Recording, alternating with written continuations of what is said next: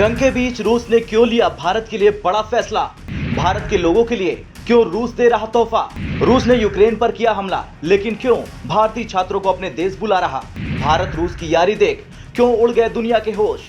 दोस्ती क्या होती है वो कोई भारत और रूस से सीखे, क्योंकि एक सच्चा दोस्त वो होता है जो तब आपके साथ चलता है जब सारी दुनिया आपके साथ चलना छोड़ देती है। और भारत ने जिस तरह से यूक्रेन रूस युद्ध के बीच रूस की मदद की, वो इस लाइन को सच करती है। लेकिन अब बारी रूस की थी। रूस ने यूक्रेन छोड़ने वाले भारतीय मेडिकल छात्रों के लिए बड़ी खुशखबरी दी।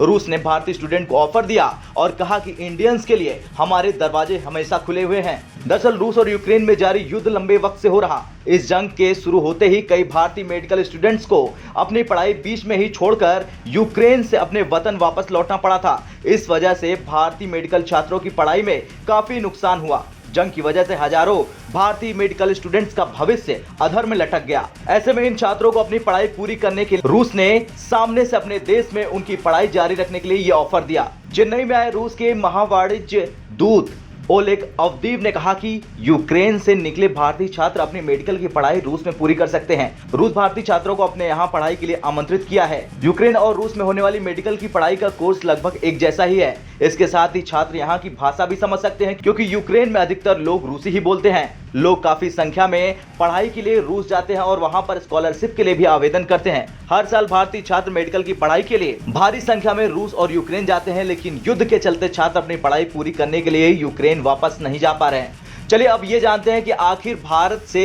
कई छात्र पढ़ाई करने के लिए यूक्रेन क्यों जाते। दरअसल भारत के कई छात्र हर साल मेडिकल की पढ़ाई करने के लिए यूक्रेन जाते हैं।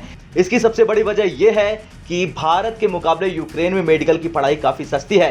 भारत में किसी भी प्राइवेट कॉलेज से अगर आप मेडिकल का कोर्स करते हैं तो इसकी फीस लगभग 80 लाख से 1 करोड़ रुपए तक पड़ती है, लेकिन यही पढ़ाई यूक्रेन में मात्र 25 लाख रुपए में पूरी हो जाती है। खैर, रूस और यूक्रेन के बीच इस साल की शुरुआत में शुरू हुए युद्ध में तकरीबन 20,000 भारतीय छात्रों को अनिश्चितता में छोड़ दिया है, जो यूक्रेन के कई विश्वविद्यालयों में मेडिकल की पढ़ाई कर रहे थे। लेकिन अब जिस तरह से भारत के एक इशारे पे पुतिन ने एक के बाद एक बड़े तोहफे दिए भारत को, उससे दुनिया परेशान है और दुश्मन भी भारत रूस की यारी के गुण गाते नहीं थक रहा। ब्यूरो रिपोर्ट, भारत तक।